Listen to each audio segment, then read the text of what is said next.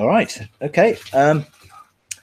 This session, we're going to not just general government, but we're really going to look at the specifics of mandates and blueprints and what they are, how to use them. And then tomorrow, when you look to develop a mandate or blueprint, then you'll have a sort of spiritual concept that can be outworked physically and practically. So again, God wants us to arise into a place where we're operating in the fullness of government, therefore to bring the kingdom to heaven. So what authorizations will the government of heaven be reflected into the earth with? That's the key.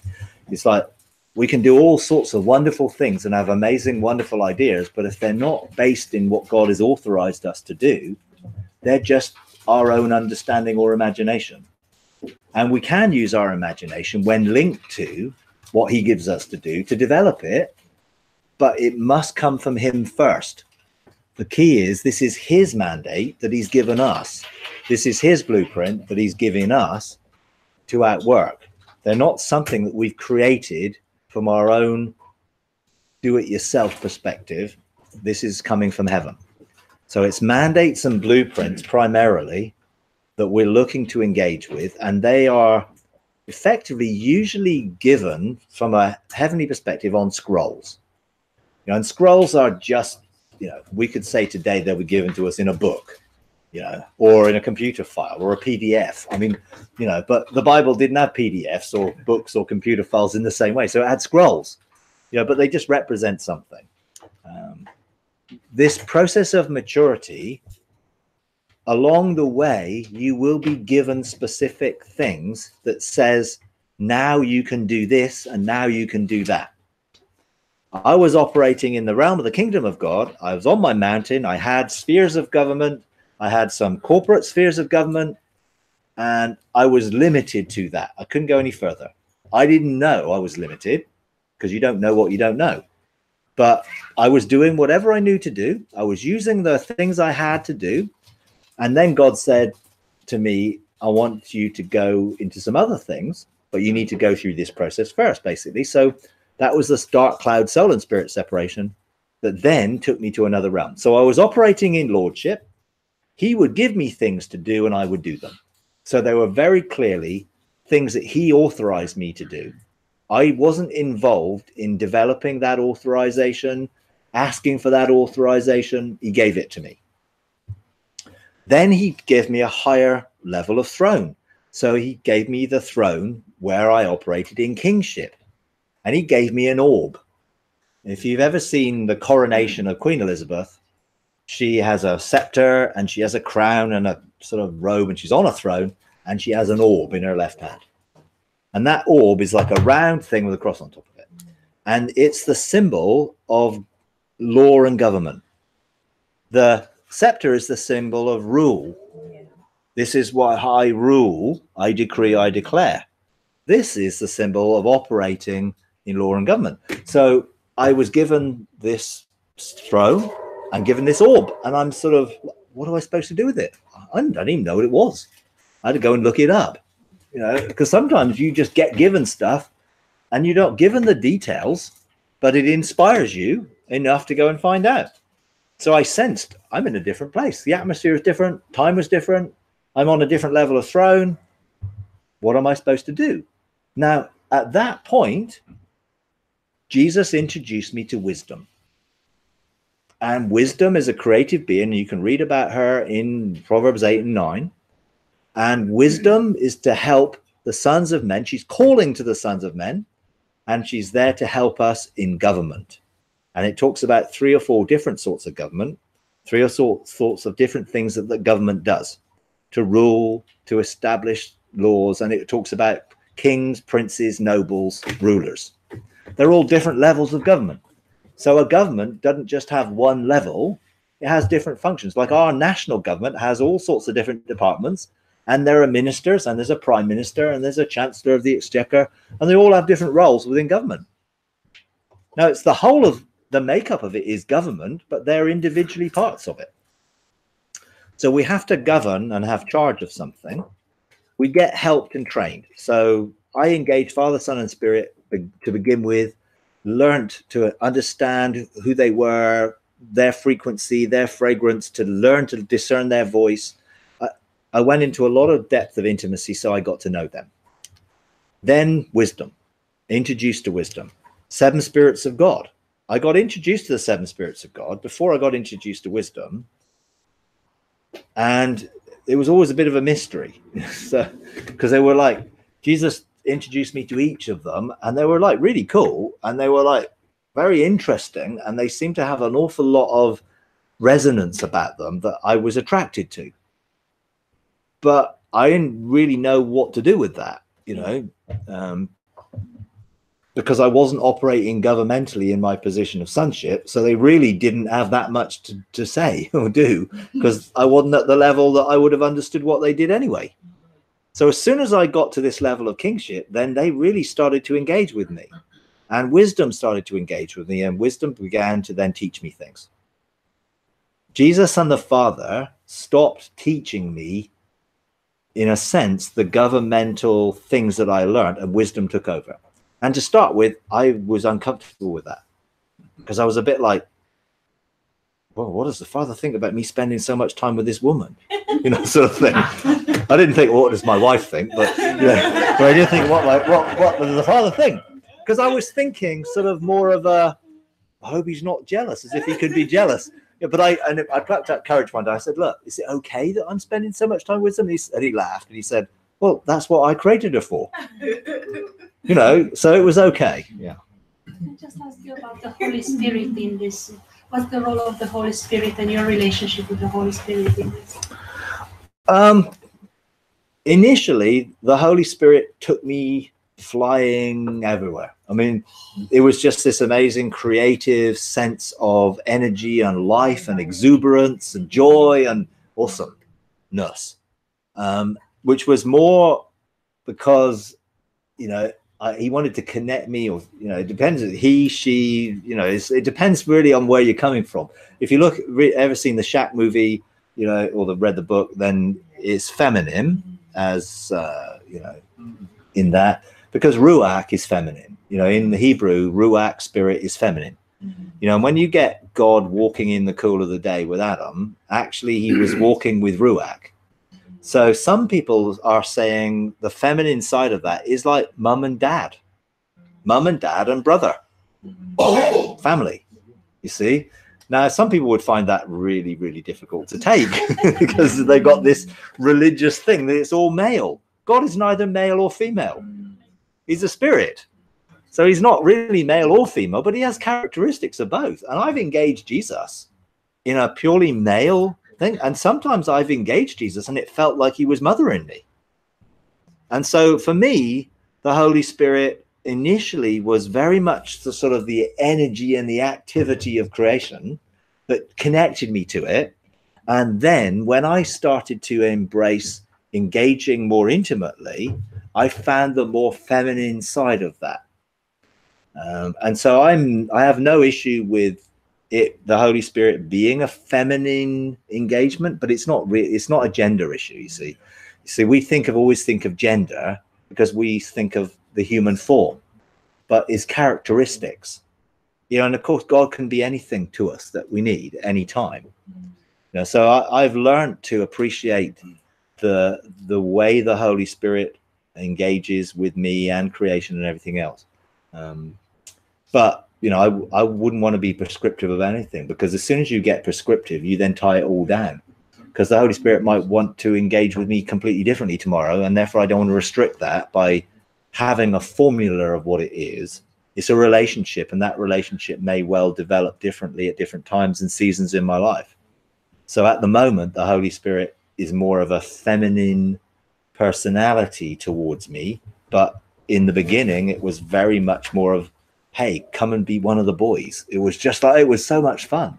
It was just like flying out into the galaxies. I mean, it was just, you know, I was like a child in a sweet shop. It was just like, ooh, more. And the Holy Spirit was just life and, you know, the joy of life. That was what it felt like. And we did things together, which were very sort of explorational, you know. But wisdom started to teach me how to rule and how to develop these governmental things because I now have this orb. What am I supposed to do with it? And then I then began to engage with more angels. And I found that there were certain angels assigned to some of the things that I was given authority in. And the cloud of witnesses, you know, the first cloud of witness I met was Jacob. You know, I met Jacob. I was walking in heaven one day and exploring and walking along, and there was this guy digging a hole, you know, and I mean, it's a bit odd, but he was digging a hole. So I said, well, who are you? And he said, I'm Jacob. I thought, oh, I thought, why are you digging a hole? Yeah, it's like, well, because I was like, well, what's this about? Because sometimes it's symbolic. You know, the things that you see are designed to open up something for you to pursue. So not that I want to go digging holes, but so I said, why are you digging a hole? He said, well, I'm digging a well.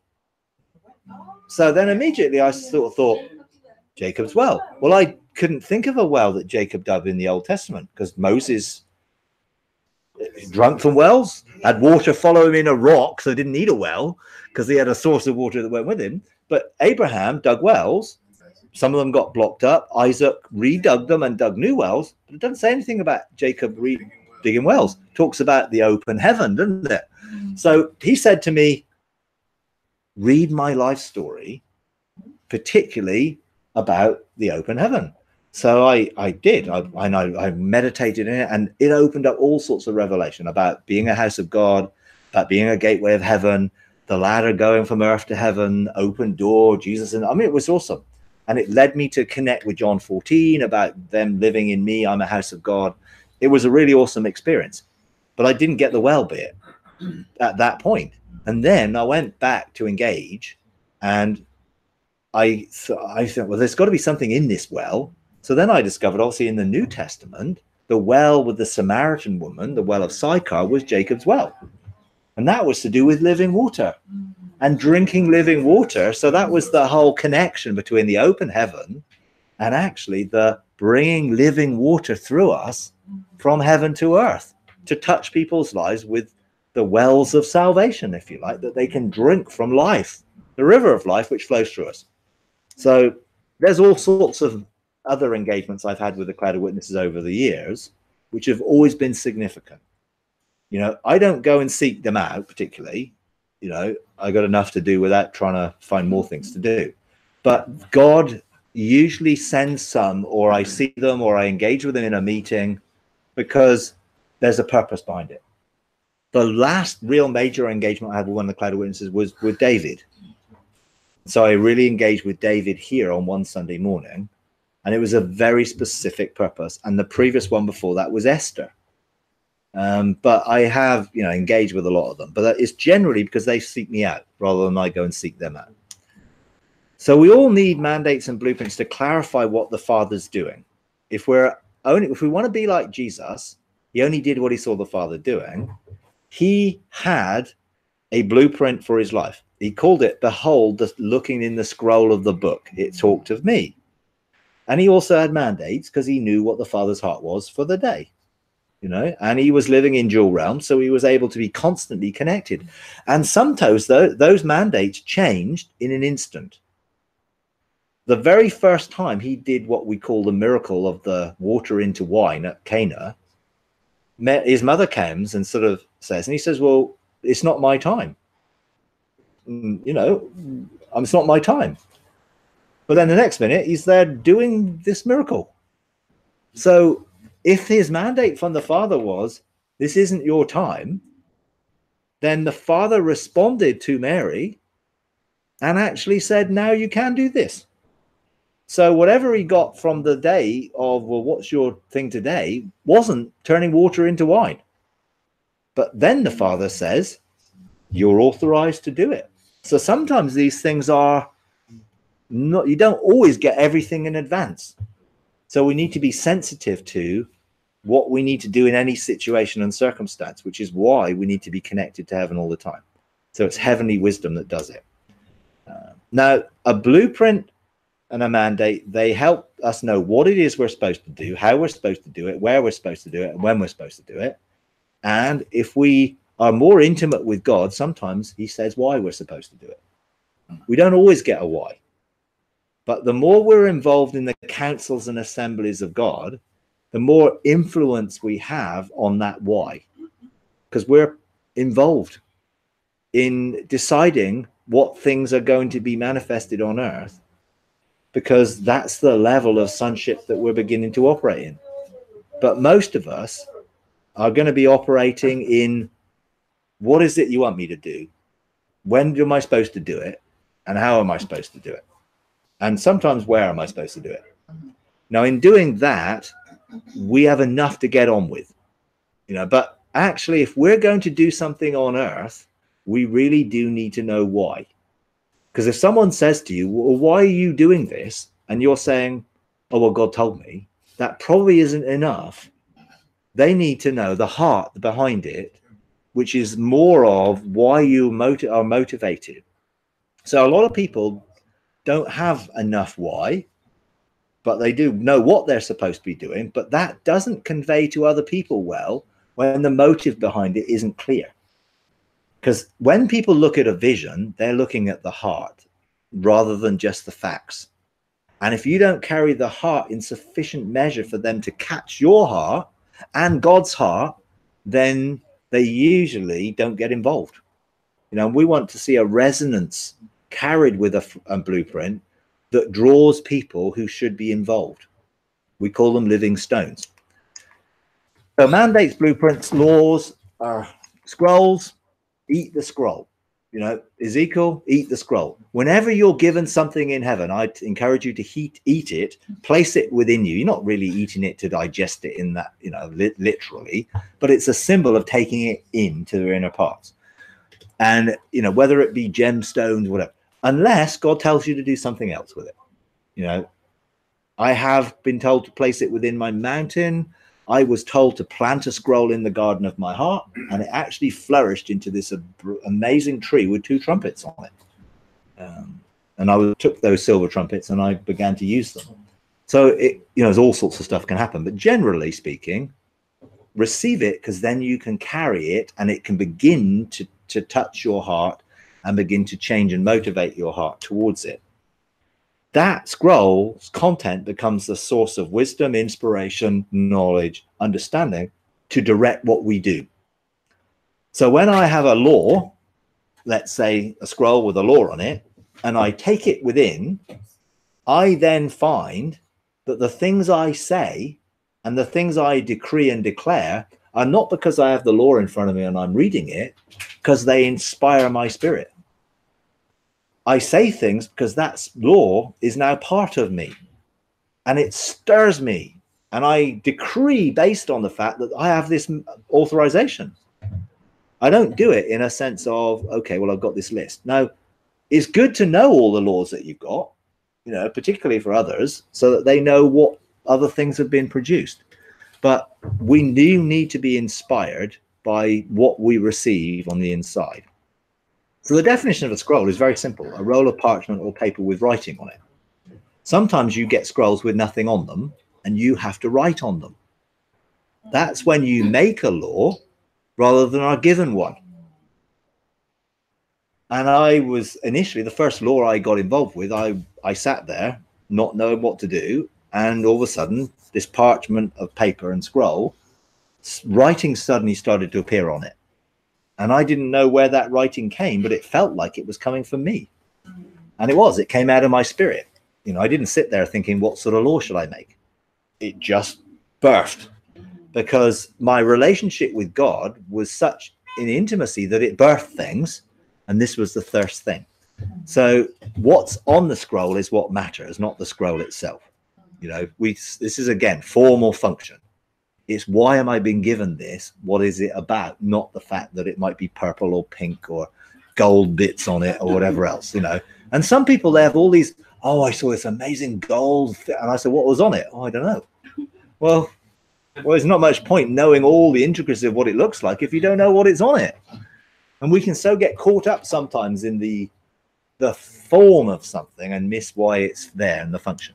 So you can have a scroll of destiny for your own destiny, which has been agreed with your spirit before the foundation of the earth and is birthed in you when you engage the Yesod of God. And you have a scroll for your life. And the scroll for your life and the scroll for your destiny should be aligned. Because when you outwork the things on your destiny scroll, they get written onto the scroll of your life. Most people's scroll of their life, it doesn't totally match up. Mine didn't anyway, that's for sure. But you can go and you can get it purified in fire, and you can get it, you know, because that's where the gold, silver, and precious stones are, or the wood, hay, and straw on your scroll. And they're tested by fire. So you got to go and get them tested by fire to see if all the things on the scroll of your life were outworked out of the motive of the desire of God. And some of the motives that were on my scroll, even though I was doing the things that God asked me to do, I was doing them out of the wrong motive. They were motive for giving me my identity. So I was using the things that God gave me to do to create my identity, and therefore the motive for doing them was not pure. So I went there, and God showed me these beautiful things that I did with a pure motive, and then he showed me all the things that didn't have a pure motive, and then he purified with fire, because there's no guilt, shame, and condemnation. There's just transformation, refining, and purification. So your scroll is not fixed. It can be reworked. I know Grant Mahoney saw his scroll, saw the date of his death, and didn't like it. Whatever he did, it changed. So you participate in that, yeah. writing of that scroll. Yeah, I think there is something. You see, I do lots of things that aren't on my scroll because other people don't do them, and I volunteer a lot. So, you know, I'm often saying, hey, God, is there anything you want me to do? And I do some things that weren't originally agreed because someone else didn't do them, and they're either no one was going to do them, or someone comes up and says, I'll do it. So I often say I'll do it, and then it gets added to my scroll because I'm out working God's heart. Are you saying that you see everything in a split second in terms of your entirety of your life on your scroll? Oh, I did when I went to the judgment seat. Yeah, absolutely. Because you're not bound by time. So I saw everything on my scroll, which was wood, hay, and stubble, and gold, silver, and precious stones. And then I saw all the things on my scroll, which are all the things that I'd not done, that I could have done if I'd been listening. So there was a lot, you know, which I think, why on earth didn't I see that? Well, I wasn't listening, or I was too focused on doing something else. You know, now again, there's no guilt, shame, and condemnation attached. There's just the opportunity for those things to get purified and moved, and therefore more capacity to do something else. You know, because you got to understand that God is working with every single being that he's ever created in every single second that there ever will be, all the time in now. Currently, in terms of human beings, that's 108 billion people, and all those who are being born every day that I don't know how many they're going to be. So let's say it could be 200 billion people, it could be 150 billion people, it could be less or more, I don't know, depending on how long we carry on. But he's connected to every thought and every decision that everyone makes all the time, and he wants to bring good out of it because he loves everybody. Therefore, he is able to rewrite our scroll continually so we can come into agreement with it. You're talking about past, present, future. Well, see, we think of past, present, future, but for him, it's all now. And when we engage in his heart, we begin to get a handle on it's all now. And you start to get an eternal perspective for things rather than a temporal one. Because you get limited. If I can't deal with my past, then I'm going to be stuck in the being a product of my past. Well, I can deal with my past, both my generational past and my own experience of past, and be free from the effects of my past on my present and my future. Otherwise, it's fate. It's going to happen. It's happened. I'm just stuck with it. Well, no, restoration of all things includes my past and includes my whole generational line's past, which is why I can go back and preach to my generational line and free them once I've dealt with their effect in my life, because then I have authority towards it. Anyway, that's getting off topic. So this is the scroll that Jesus had. Hebrews 10:7. Then I said, behold, I have come. In the scroll of the book it is written of me to do your will, O God. Now I want that to be my desire and my outworking of my destiny. I want to say that. I want to do your will, O God. I don't want to do my will. You know, I don't think anyone's really got free will, but I think everyone's got choice. We're all influenced by something. If we're influenced by God, we make good choices. If we're influenced by our past or anyone else, we can make bad choices. But we get the free will to choose, but it's not really free because it's influenced. I want my choices to be influenced by God. Therefore, I want to connect to the things that he has a desire for me. All those vast, some of the thoughts that he has about me, which is described in the same thing when it talks about the book written in Psalm 139. You know, so we all have a scroll or a book, which is the mandate for our destiny. And most people are like, I want to see it. I want to know what's on it. I want to do it. But actually, if you did see it all, probably you'd be so freaked out that you were thinking, I couldn't possibly do all that. And you may go and say, I'm going to try and do it. And you'll end up doing it in your own strength. So what generally he does, although sometimes you get a forward glimpse of something to make sure you're on the right path, so you know where you're sort of heading, because that's sort of something which starts to move you. But generally, you get to see it one day at a time. So you go and engage God for today, because there's fresh mercies for today, which are the enabling powers to enable you to do everything you need to do today. If you start looking at yesterday, you're going to run out of today's resource before today's ended. If you start looking at tomorrow in worry or anxiety or fear, you're going to run out of today's resource before you've got to the end of the day. So focus on today. I don't need to know more than what today is. And if God wants to show me anything else, he will. He did show me when I went through the dark cloud, he showed me my scroll. And in an instant, everything on my scroll led up to this point, and there was this blue flame on the scroll, and then everything from that point felt, wow, this is different. Now, that was it. I didn't see all the details, but I knew this was a significant point on my journey. Now, I didn't relate that to what happened to me until afterwards, because if I did, I would have maybe have tried to figure it out and work it out myself. So God tied up that when I went through the process, what that was representing. And that flame, blue flame, was called an eternal flame. So I was engaging with my life in an eternal flame to begin to change and transform me to come into my destiny by dealing with my soul and letting my spirit, from an eternal sense, begin to come into the rightful place in my life and rule, and to become whole and one. Because God's desire is always that we will be one, but we've been fragmented and broken and damaged by life, and therefore there's some work that needs to be done. So we all have a scroll. Just each day say, God, I want to do your will today. So write it on my heart. I used to want to go and ask what it is. You know, I mean, that was, I spent 2 years doing that. Every day I go to the ark of the presence of God. What's my mandate today? What's my mandate today? What's my mandate today? And he would tell me, you know, and he would. But because I was living on earth and in heaven and coming out and in all the time, I would get the mandate, then I would come back and try and work it out.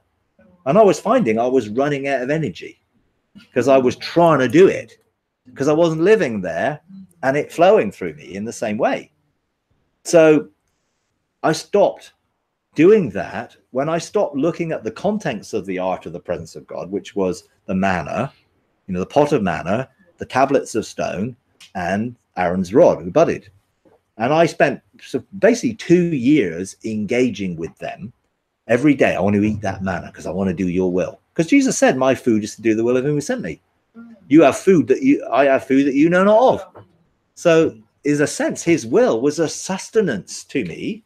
But I wanted to know it, and God allowed me to, but he also allowed me to suffer the consequences of trying to do it, rather than cooperating and working with him in relationship to do it by being in heaven. So eventually, when I got separated from soul and spirit, and I was given this orb and I was given the throne, I went to the ark of the presence of God, happily looking to engage with my mandate, and I saw these 4 faces morphing around: lion, ox, eagle, man. I'd been there for 2 years and I never saw the 4 faces of God, because I was looking at what was in the ark, not what was on it. Because my focus was, I want to know a mandate. Write it on the tablets of my heart, which was good. And he did. So some of the things I found over that 2 years, he started telling me less and less what the specifics were, and wrote it on my heart more and more. So I sensed and knew how to follow it, which became again more relational rather than functional, you know, because I started off functional. I want to do, you know, and then God started to say, you need to be more, be more, be more. So then I went to the ark, and it was very much after, you know, this had happened and I was given this orb. I went to the ark and it was like, whoa, 4 faces morphing around, and I was drawn to the eagle. It was just like, oh, the eagle, I want to engage the eagle. And I'm just like, but they were lion, ox, eagle, man, you know. And I spent another 2 years engaging with them until I had met and engaged with all of those 4 governmental perspectives. Lastly, the priestly function, because I wasn't interested in that one. I should have been interested in that first. But actually, I had a wrong concept of what the priestly function was, because I associated with a pastoral function, which I'm definitely not. So I was like, oh no, I don't. Oh, like eagle, lion, eventually the ox. Then it was like, you know, oh, the man. Oh, okay, I better look at that. And it actually, when I engaged the man, it opened up the whole priestly thing of engaging eternity. And eventually, after 2 years, I stepped into the 4 faces of God and was able then to access eternity from that ancient pathway. And I was in the name of God, and I was in Yod-Heh-Vav-Heh. Because when I first engaged the lion, ox, eagle, man, I didn't connect it with Yod-Heh-Vav-Heh. I was just like, well, what's the eagle about? What's the lion about? I want to, you know, so I'm wired that way. I want to find out. I want to understand. I want to know. But then as I stepped into it, it's like, I heard Yod-Heh-Vav-Heh. I felt the frequency of Yod-Heh-Vav-Heh.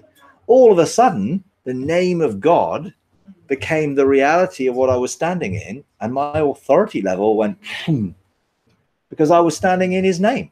Before, I was looking at the government and trying to figure out how it worked. Then I was standing in the government and I was speaking through the mouth of the lion or the eagle, and particularly I was able to go and access God's heart in eternity, which made a huge amount of difference to that aspect of my destiny.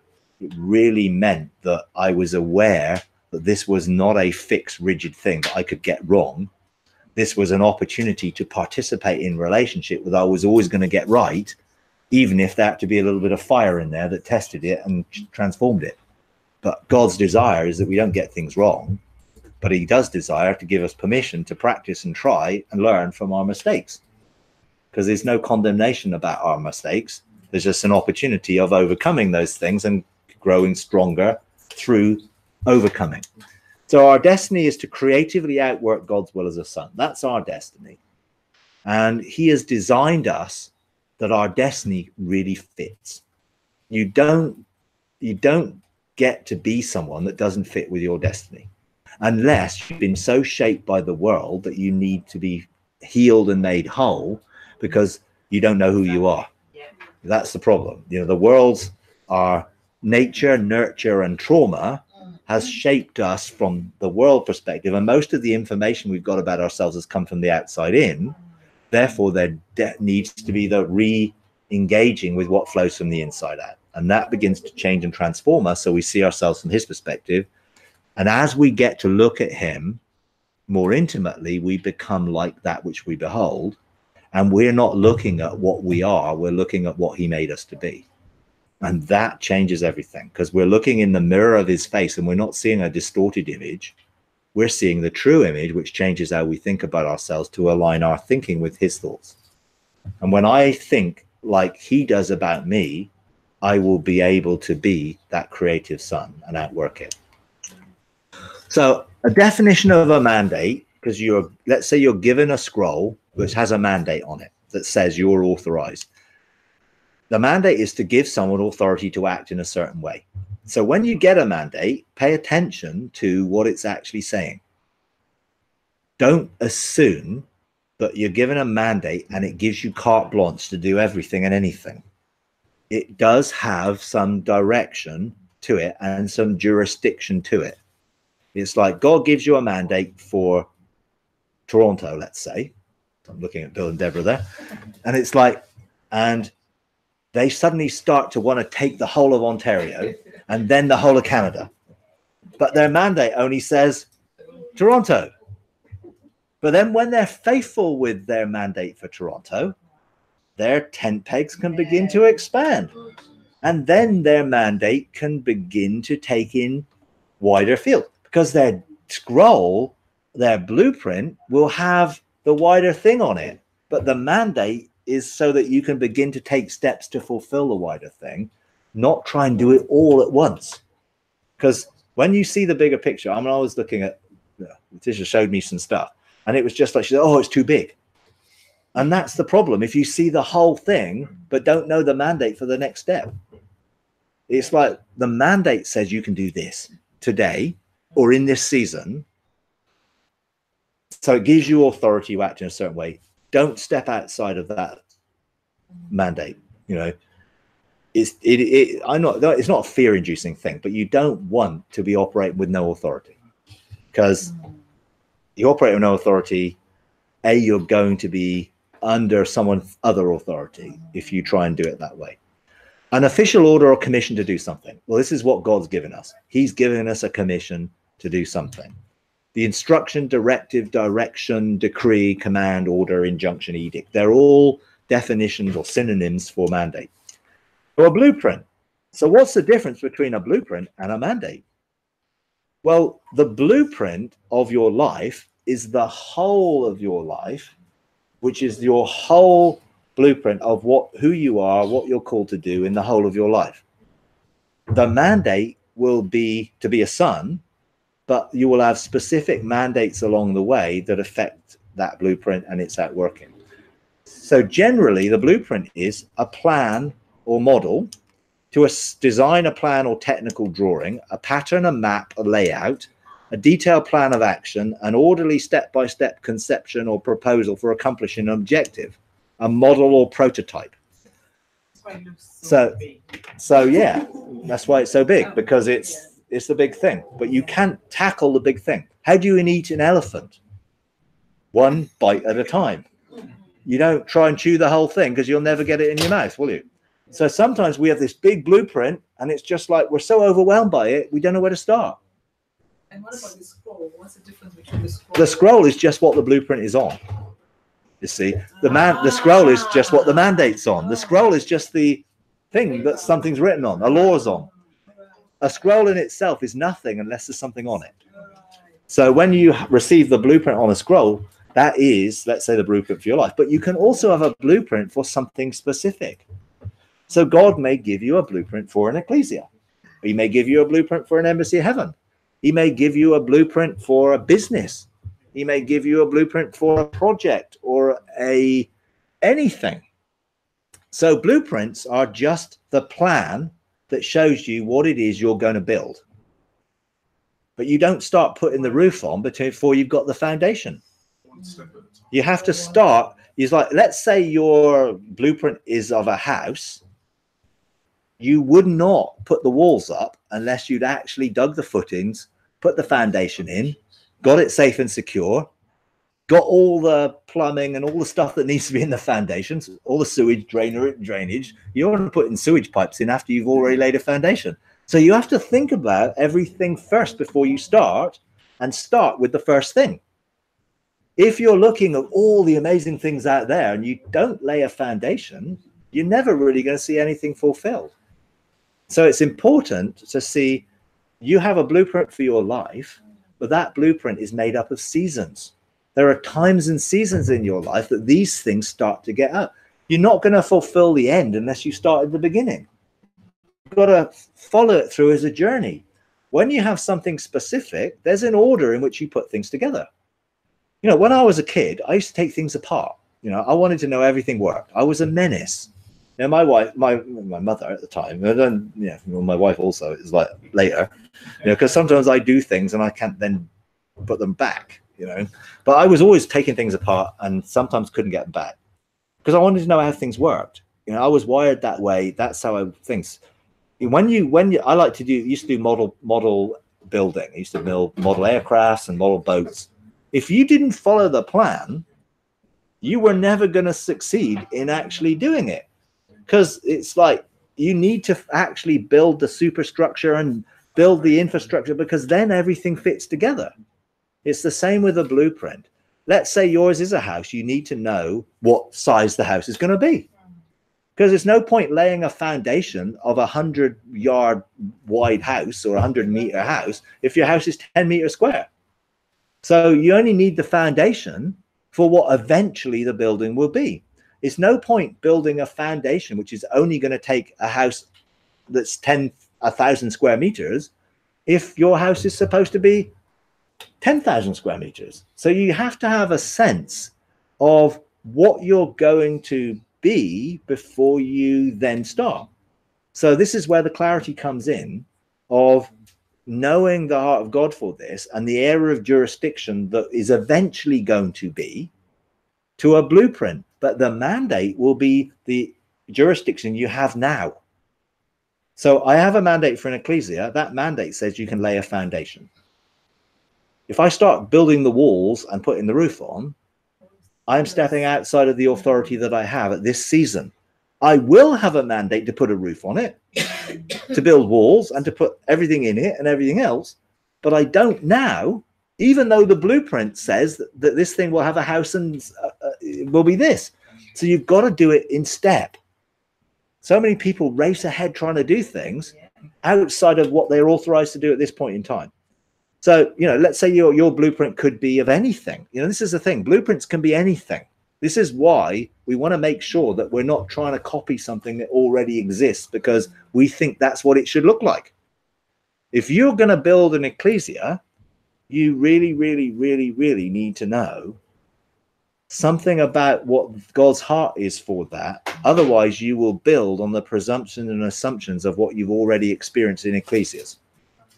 And we're actually in that position here right now, in that we didn't have a book to follow or anyone to follow. We had to work this out ourselves, and it's not been easy.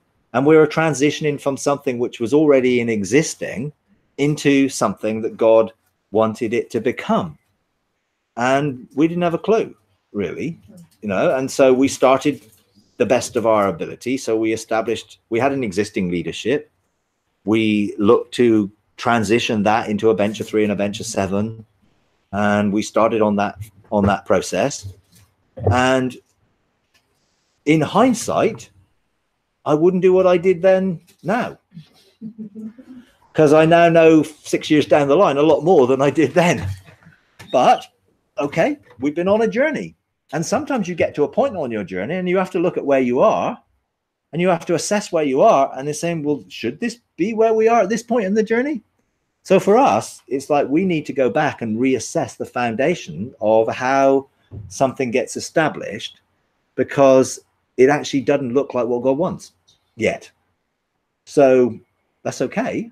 You know, there's no condemnation in realizing that you need to make some adjustments and reassessments with the revelation you've got now, because it's a progressive sense of revelation. You don't get a download of everything in one go. It comes relationally as you develop a relationship with God. So you may have, you know, something for an ecclesia, and immediately you hear the word ecclesia, you may have a concept of what that looks like. Don't let that be what enables you to build it. Get the concept from God, because in a blueprint could be for a house, a university, a shopping mall, a car, a bus, an airplane, a coach, mobile home. I mean, they're all blueprints. They're plans to build something. What is the plan that God's given you to build?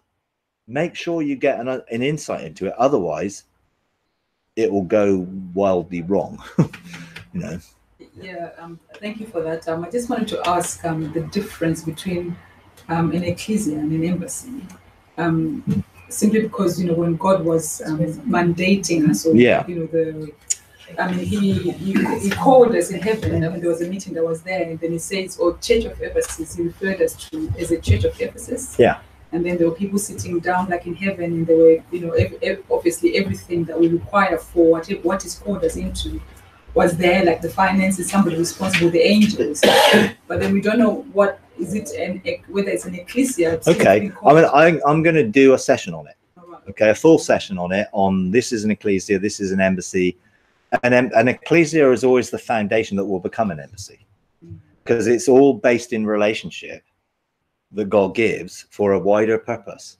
So you have to start somewhere. If you try and create an embassy of heaven without having the foundations of relationship that an ecclesia begins with, you'll create a structure and organization which won't work.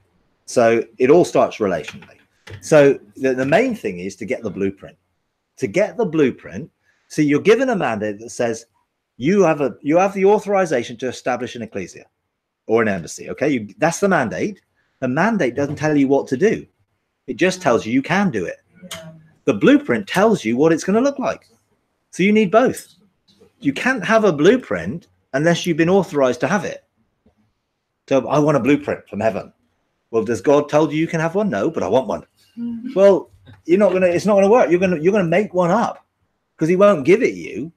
You'll make something up which will be your own Ishmael, if you like, because it's like you'll be trying to get ahead of God.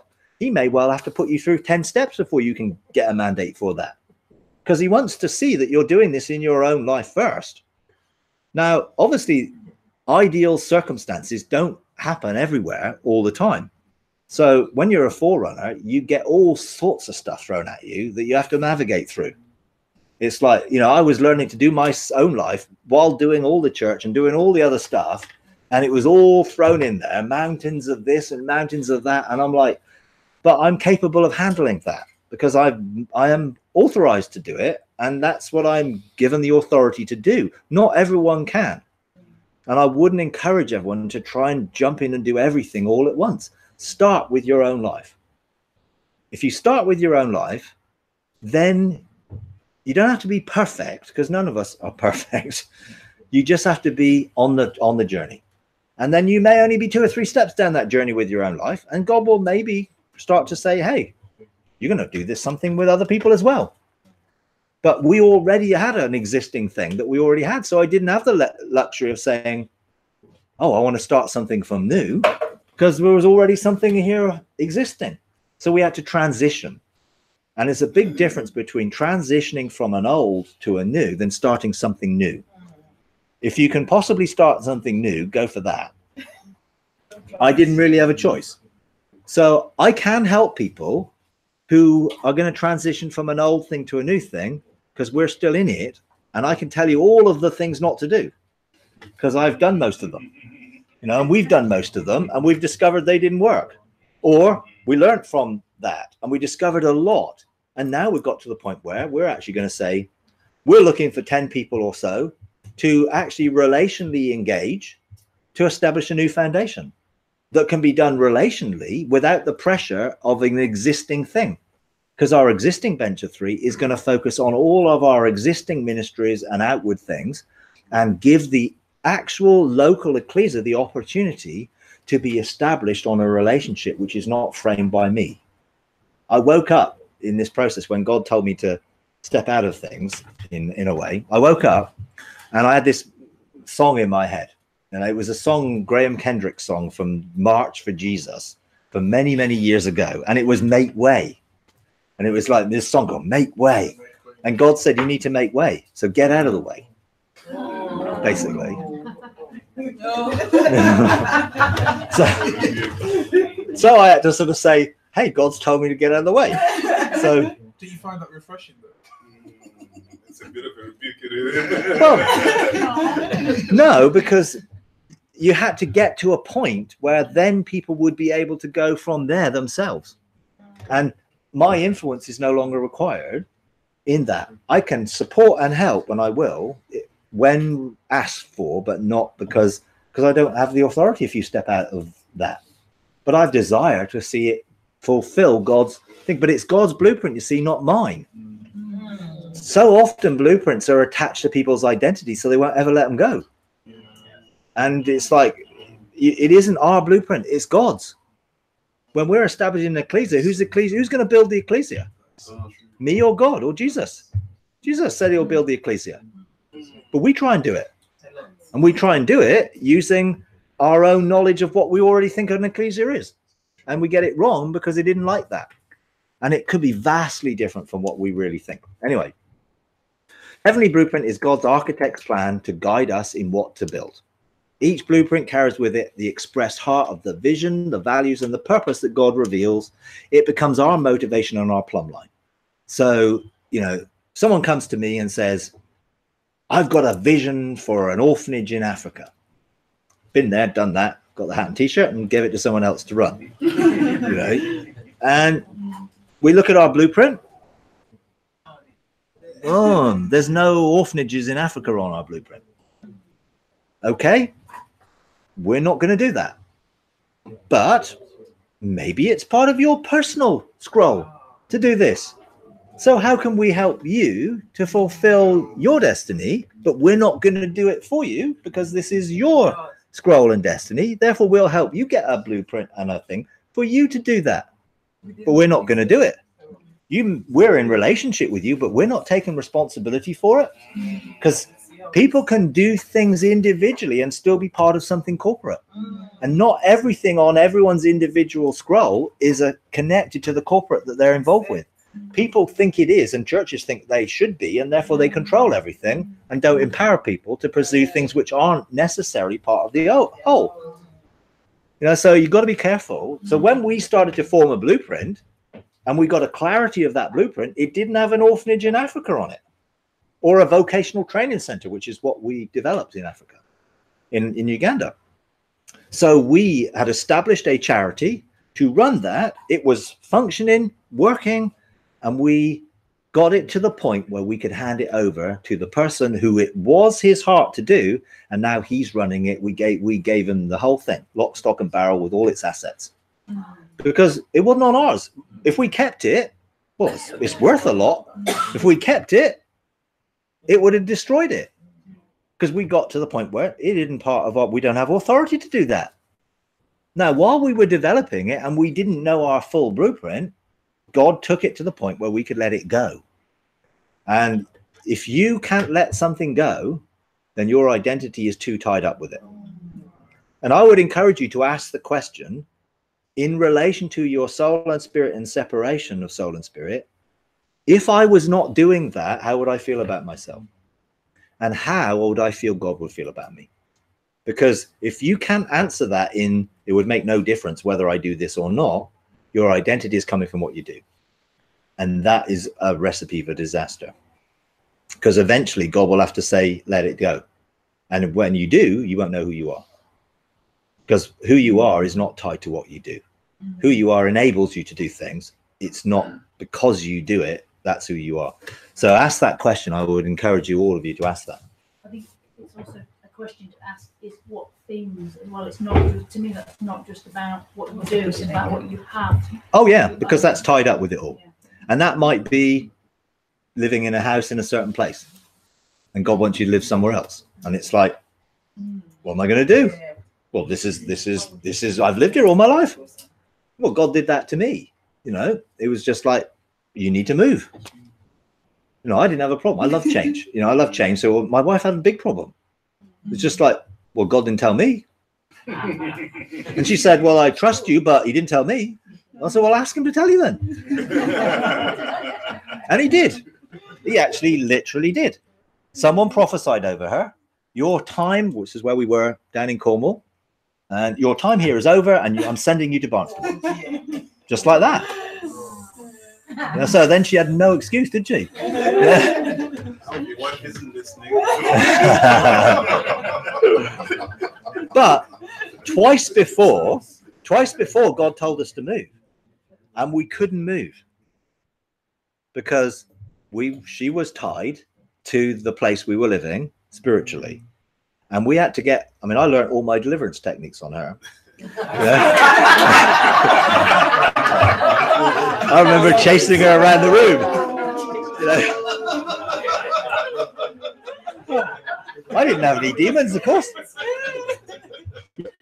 No, but you see, sometimes God tests your heart, and he doesn't actually want you to do what he's asking you to do. He just wants you to say yes, because the yes is what he's looking for, and then he will then deal with the reason you won't be able to do it. So he asked us to move. I said yes. My wife was begrudgingly said yes, because we were only moving 15 miles up the road. It wasn't exactly a long way. But we went, looked for houses. We couldn't move, but we said yes. And that brought up territorial spirits and other things that she was tied to. Then he asked us to move about a year or so later. And I said yes. It was closer to my work. I thought, oh, yeah, that's be good. Yeah. But actually, he didn't really want us to move. What he was actually doing was testing the obedience of our heart to deal with all the reasons why we couldn't move or wouldn't move. And then when he eventually said move, we were able to move. Because sometimes that's what God does. You know, so there may be things that are on your journey that are only part of getting you somewhere else. They're not the place where you actually put down your roots or you stay. They're a milestone place in your journey that's going to take you to somewhere else. So many people get stuck there because it's good and it's successful and they're doing well. And God says, this isn't it. There's more. And they won't let go of what they got to receive, because the good is the enemy of the best. And we can have good things in God that we won't let go of that if we're particularly tied to it, particularly relationally. Anyway, Habakkuk 2:2 is a really key part when it comes to a blueprint. The Lord answered me and said, record the vision, inscribe it on tablets, that one who reads it may run. So what that's saying is, unless you can actually define what God is giving you as a blueprint so that other people can see it and resonate with it, then it's only going to ever be a pipe dream and it will never come to fruition. You have to be able to get it down in a form that you can understand and others can. And if it's so complicated that you can explain it in 2 or 3 sentences, then you need to get a clarity about what it is so that you can simplify it to initially be able to release the sound of it. Because other people are going to have to connect. If you're doing something corporate, you aren't going to do it on your own. God never wants you to do something on your own. He wants you to do it in relationship with him, but also in relationship with other people generally. So make sure that you can get it down. It may be a pictorial thing, which is, I'm a pictorial person, so I draw diagrams and flowcharts and things so I can see it.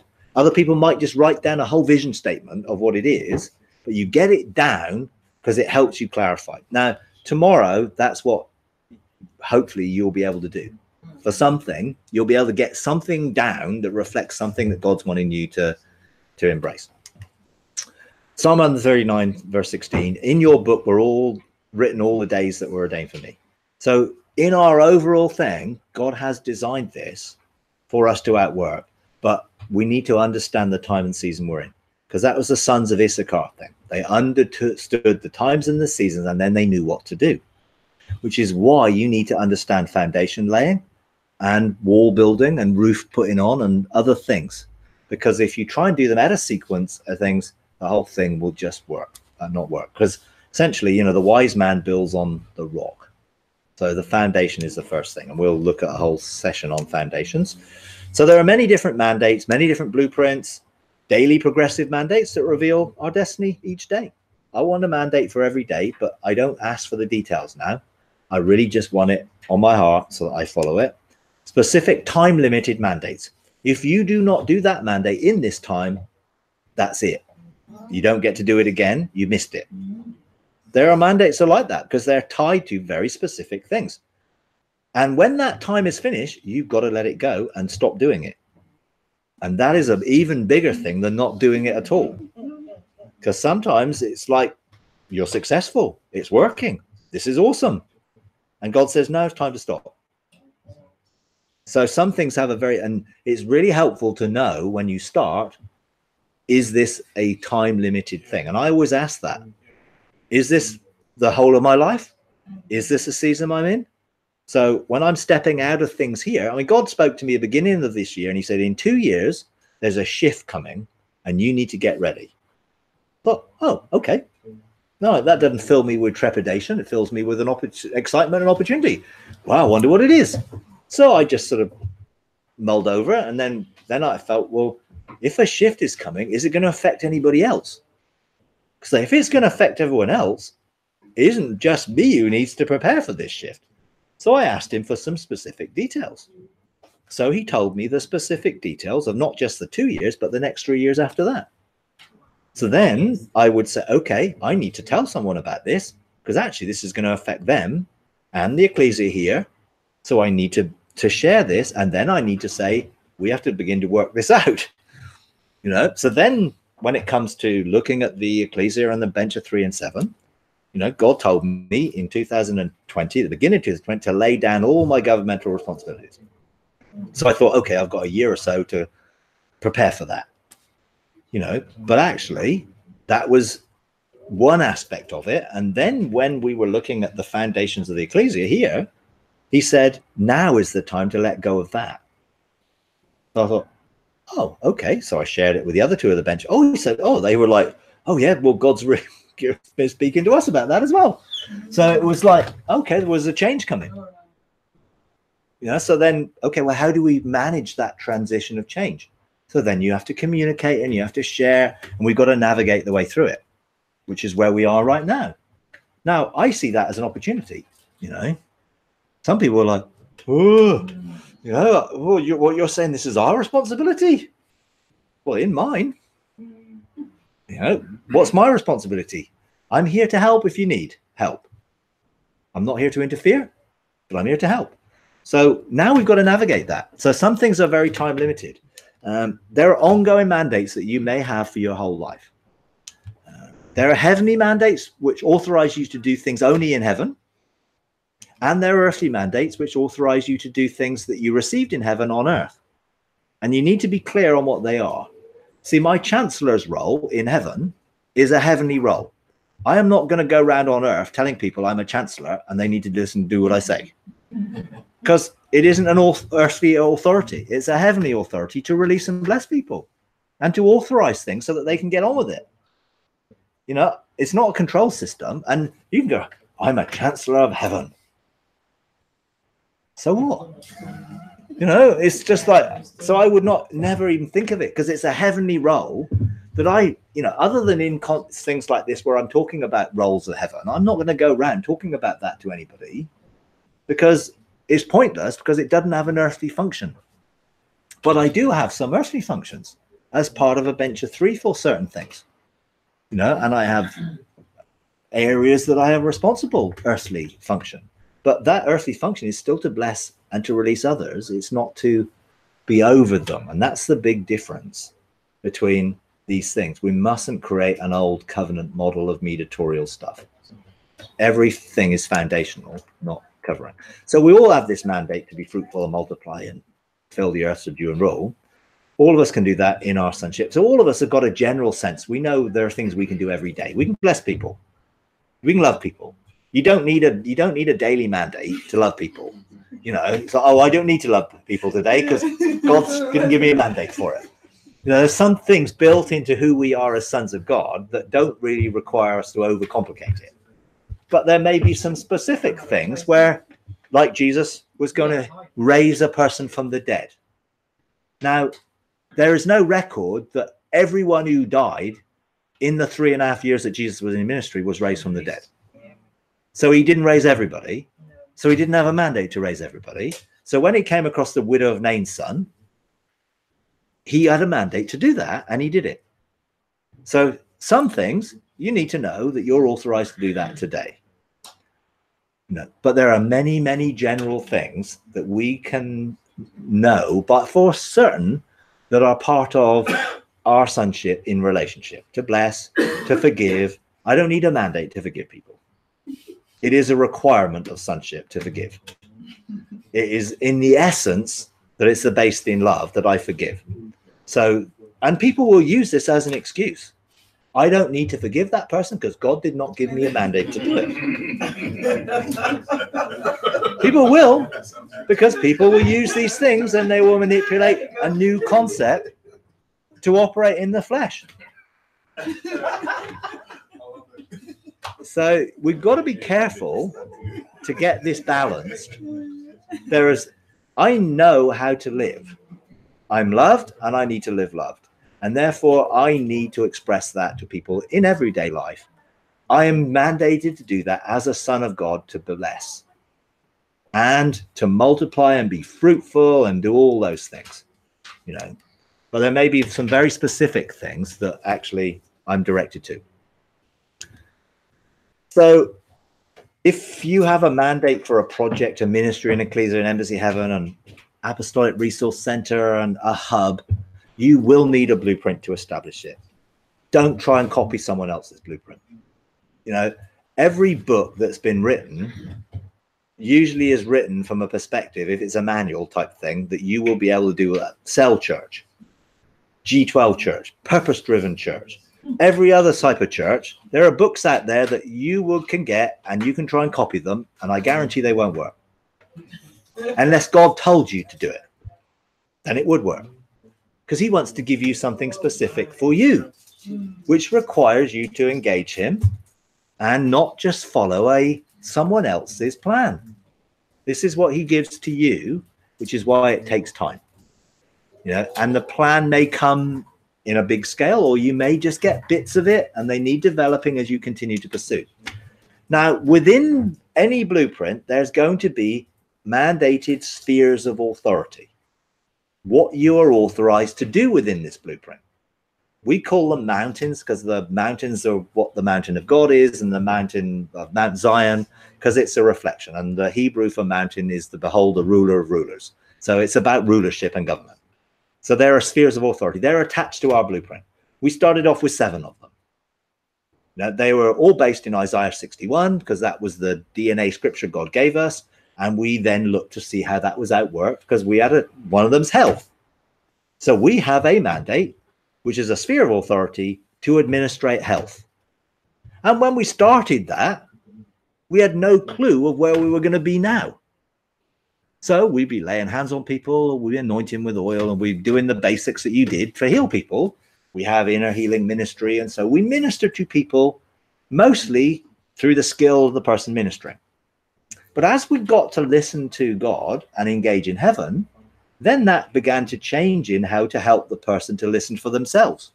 So we got into lie busting, which was about hearing the lies, but from God saying what he wanted to do, rather than the counselor or the ministry saying, you need to do this, or you need to do that, or you need to do the other. So our health ministry now is embracing sound and fragrant oils and all sorts of stuff. I'm not going to tell you all the stuff that I'm doing or we're doing, because some of it will probably freak you out. But using light and other things, because it's grown and it's developed, because it was a sphere of influence that we started off with, and then it became more and more because we actually grew in our authority. And so then the people who were responsible for that health mountain went to God and they got the blueprint for the health mountain. The Venture 3 didn't get it and tell them what to do, because you empower others to go and hear God what to do. And we'll look at that when we look at benches and how they work. So some of these things reveal specific areas of authority or mandates that the blueprint has, and you really need to know what they are. Otherwise, you can have a problem, and you need to know the jurisdiction in which that is bounded. I cannot go down to Plymouth and say, I'm establishing a health ministry here, because I don't have any authority to do it in Plymouth. What I do have is authority to actually bless others to start something in Plymouth, because I have a governmental role to encourage other people to start things. But I don't have the authority to go and do it, even though we have a health mountain. But it's contained within the boundaries of our ecclesia and eventually within the boundaries of the wider embassy of heaven, which will come out of that. And that will have a more community-based thing. So what do we do with a mandate? Put it in your heart, carry it in your heart. You won't have any authority to it unless it's part of you and you take it in your heart, and it will motivate you and it will authorize you. Engage God for a heavenly perspective for it. Just because you have a mandate doesn't mean you understand everything about it from a heavenly perspective.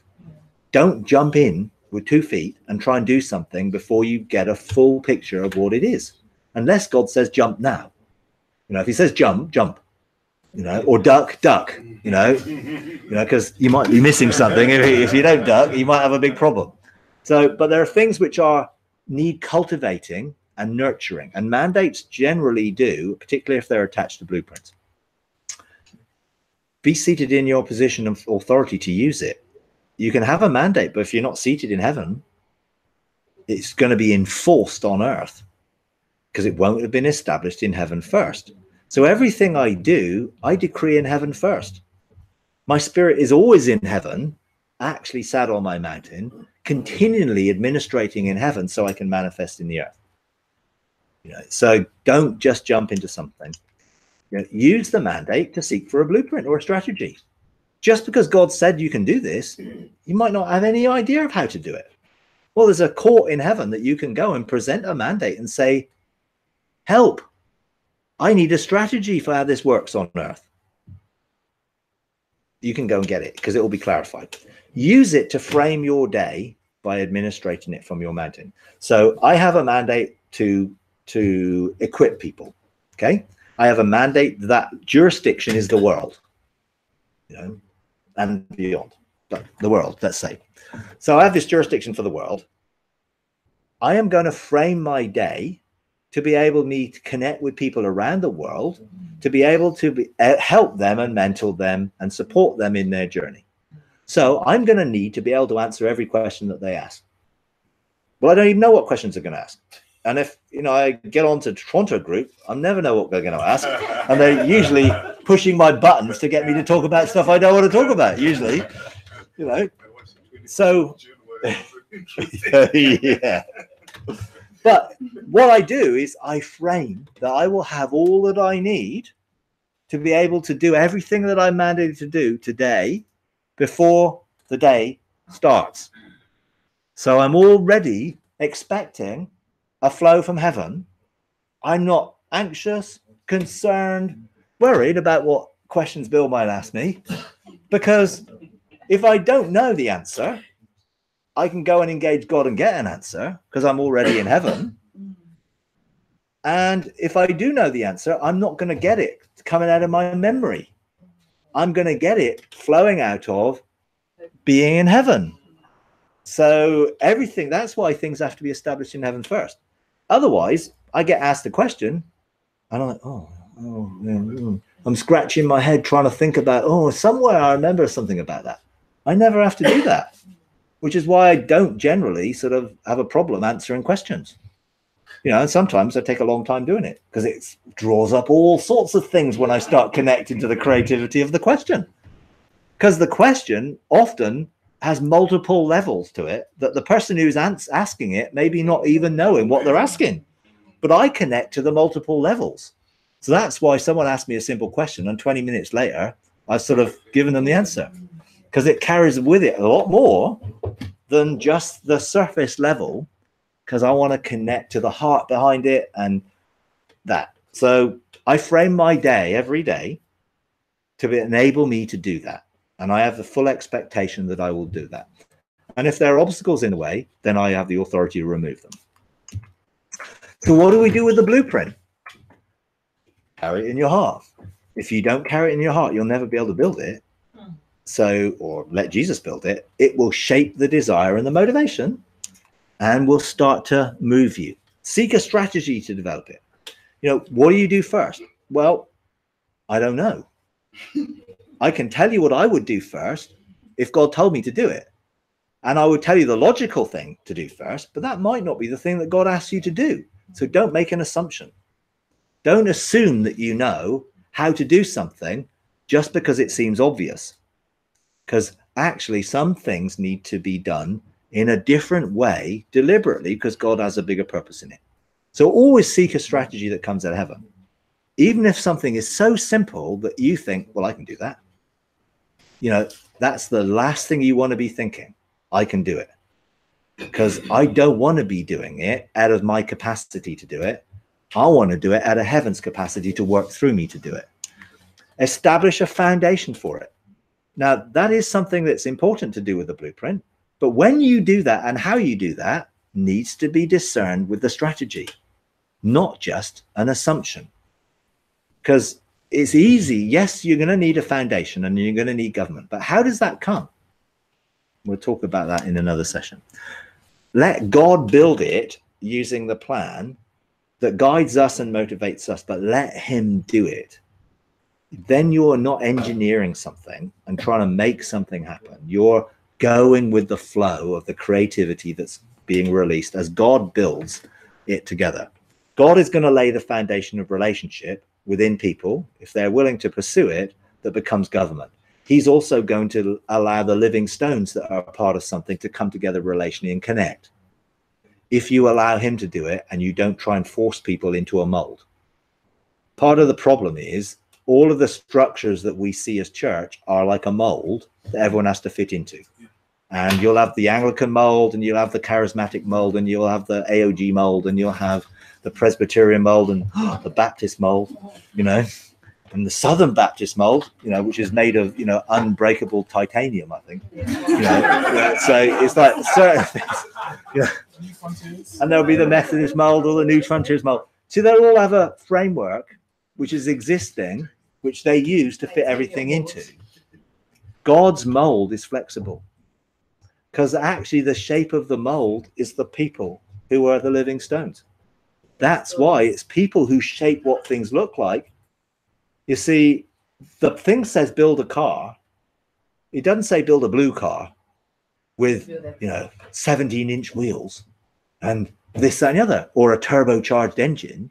Because if you don't have anybody who's a turbocharged engine, how are you going to build a car with a turbocharged engine? It's the people who are those characteristics. So if you are going to build a blue car, you need blue people. You know, that's the sort of obvious thing. God will give you the blue people. If you try and get red people from over there to make your blue car, you'll be trying to paint them red when they're blue. And that will only try and force them into something that they aren't. So you have to respect people's destiny and identity and allow God to fit them into what's going on, not pigeonhole in. So we don't do certain things here because no one has got the blueprint in their own lives to do it. And if we were to say, okay, because people say, you don't have any children's work. If you had more children's work, people would come. And my answer is, I don't want people here just because we've got children's work. I want them here because God sent them. And it will be irrespective and irrelevant whether we've got children's work. Why don't we do children's work? Because God hasn't told us to do it, but no one has the mandate to do it. And if God told us to do children's work, he would have to give someone the mandate to do it. And we wouldn't be getting up the front of the church saying, God's told us we're going to do children's work. How can we put the squeeze on you to make you feel guilty enough to do it? Which is what church does. God's told us to do this, and we need this money. So we're going to put the squeeze on you to give this heap offering to enable us to do it. And we do all sorts of manipulative things because we're not trusting God to build. We try and build. So let's be very careful that we're building and allowing him to build, but we're cooperating with him in the process. So you use the blueprint to reveal all those spheres of jurisdiction, and they become guidance and boundaries and plumb lines that you don't step out of, but they can always expand. You know, don't think just because your blueprint says this at the beginning that actually it may not expand. It can, or it may not. And you may always have this particular thing that you're called to do in this particular place, and that's all good. So the blueprint enables the plan to direct that strategy. And then once you have something, it has a frequency that will attract others, those that should be attracted to it as living stones, to participate in it, because God is going to build people. He's going to put people together. You know, so if it isn't people orientated, then I don't think really it's God. You know, if it's not relational, it's definitely not God. So whenever it is, make sure you don't build a functional structural thing that has no life and no relationship in it, which is why it takes longer to do something relationally than it does to do something organizationally. You know, I'm capable of organizationally doing stuff in a very short period of time because I know how to do it. But I have to allow others to do it, and it may take a much longer time. And to begin with, I used to get frustrated with that. Oh, well, why aren't you doing it? Why is it taking so long? It's like I could have done that in 2 weeks. You know, like we're 3 months down the line. Now we're 2 years down the line. But I learned to let go because it wasn't my responsibility. And if I did do it, it would be built in my image and it would be wrong because it wasn't supposed to be me who did it. So you have to wait for God to inspire people and encourage people and nurture people to the point where they feel, yeah, I can do that. And I'm called to do that and I'll do that. You know, but you have to overcome all people's issues of not wanting responsibility, fear of failure, previous models of leadership, being hurt, all that stuff all come into the mix when you start to work with people. So having a relational process that can work through all those issues is absolutely vital if you're going to see a blueprint outworked. So make sure you write it out. Make sure you can be clear about it. Make sure you've got a heart for it. Carry it in your heart and then see what God does. Patience. Patience is vital. Don't try and get ahead of God's timing and don't lag behind either. Walk with him through the process. Patience is a virtue, they say. You know, someone would say, don't ask for patience. Well, why? Because God will give you all sorts of situations that you have to learn patience. You know, but the reality, it is a fruit of the Spirit that you can, once you operate in love, patience is a consequence. Because you look at people, you love them, and you don't get annoyed or angry and frustrated with them because you want them to grow and nurture themselves. Isn't that amazing that the first thing God says about love is that love is patient? It is. Love is patient, love is kind, and love keeps no record of wrongs. So if God is love, guess what he doesn't do? Keep any record of wrongs. So how can he punish anybody who there's no record of wrongs? Throw that one out there as a freebie. No. So here's our blueprint that's developed. Is that functioning? No. Do we have the concept? Yes. Are we working towards it? Yes. Are certain bits of it functioning? Yes. Particularly the bits that I'm involved with. You know, that's not to be proud or boast. It's just I know how to do this stuff and I've been doing it for 8 years. So I'm a little bit further ahead in certain things. So when I legislate and govern and establish for the mountain that I'm involved with is FAR, Freedom Apostolic Resources, which is all the stuff with the Engaging God program, these conferences, all the teaching and all the stuff I'm doing, because I've been ahead of the game on this because I've been learning to do this in my own life for 8 years. So I don't expect everyone to be able to do it like I can, which is good because they're not supposed to do it like me. They're supposed to do it like them. So not all those other things are fully functioning. Some of them are functioning better than others, but we're on a journey of discovery. And actually the foundation in the middle of all that is what we need to relay. So that all those things that are connected on the outside can be actually much more working close. So that is an example of a blueprint.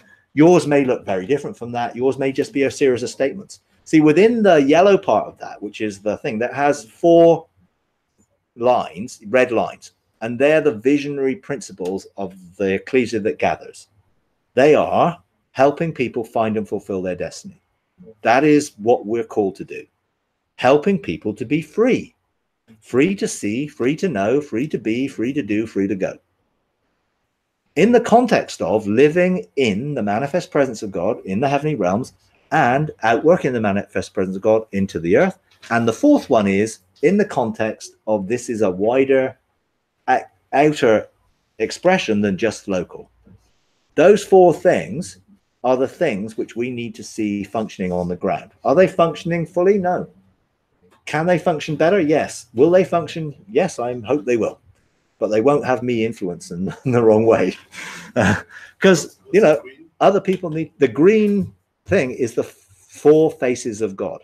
So that's the foundation of government, the pyramid, which is the New Jerusalem pyramid, which is lion, ox, eagle, man, and what that means: priest, king, apostle, prophet, or oracle, legislator.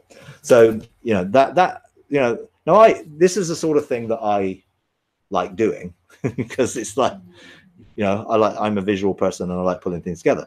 Now some of this came from others. The shalom there, SHALM, are the ministries that we have bringing peace. So we have a ministry here. You'll see if you go out in the day center, you'll see a whole lot of people out there who are having peace ministered to them. Some of them forced peace, I think. But you know, but we're looking to help people who are disadvantaged. We run a drug rehabilitation center. You know, we have move on houses. You know, we do a lot of things that outwork our blueprint into the community. They are based on the fact that that is what God has called us to do, to help people find their destiny. And those who are caught in addiction, poverty, homelessness are going to struggle to find their destiny unless they engage with God and find his love. And then that begins to change and transform them so they can really understand who they really are and be free and healed and made whole. So it all works out that way. You know, I'd encourage you to, you all have a blueprint for your own life, which does have spheres of authority in it. You all have a mandate to outwork your destiny, but you may have some specific things that you need to learn how to do or get some clarity about a mandate to enable you to do it. Now, we're sort of time's up. I just need to look and see how much more I was going to do. Oh, a lot. Okay, I'm not going to be able to do that today, but I will do it at some stage, because one of it was, how do you develop a blueprint?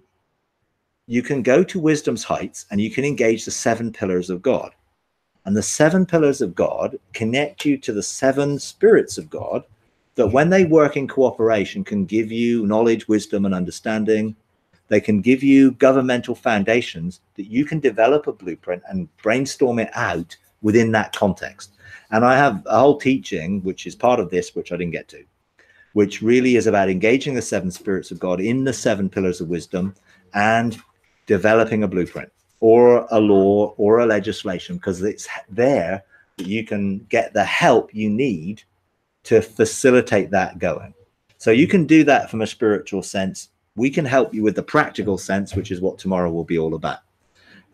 But I'll do that teaching in my office in a week or so, and I'll add it to this, because I think it is an important thing. But if I do that, then I won't do the next session.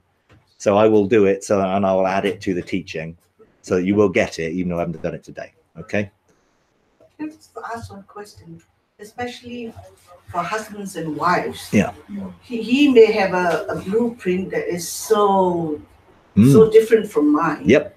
And I'm just seeing a Freddie Flintstone kind of picture where Freddie Flintstone was saying, we'll go left. But that blueprint in my heart is right. Yeah. And they say, come on. Yes, your personal blueprint is your personal blueprint. Now, the fact that God has brought you together as husband and wife means that you need to honor and respect each other's blueprints and not try and make sure that one dominates another. There may be an overlap, or there may not. And it's okay for you to do things that God's called you to do, and your husband to do things that can, and they don't have to be the same, and you don't have to do them in the same place at the same time. Although it's pretty good to live together, you know. So one that operates in Singapore and the other one operates in Brazil for the next 10 years is probably not a good idea as a husband and wife. Although sometimes God will assign you things to do temporarily, which may mean that will work. A friend of mine, his wife's going to Sacramento for 11 months, but they know it's God saying that, and they're going to obviously still connect in the time. So yes, make sure that you don't try and dominate each other's blueprint. You may also have a corporate blueprint that you're part of, that together you'll work in, but not necessarily. You know, if you're going to be part of a corporate and ecclesia, then hopefully you'll be in the same ecclesia. You know, I'm not saying no to anything, because I know God can say anything, but that may be that you do corporate things together in that, but you also do individual things that are very different. You have to be free to be the you God made you to be. Now, there will be a complementary part of that, because God's brought you together, but that is not to restrict it, it's to enhance it. So you empower each other. Is that what you're doing with your wife? Is she walking on? Yeah, she's walking this stuff out. And yeah, we're going to actually be doing more things together, because she's taking on a new job here, and that frees her to spend some more time with me. And when I'm traveling, she'll be able to go with me sometime. So yeah. Okay, let's leave it there, and we'll come back in an hour and we'll do the next session.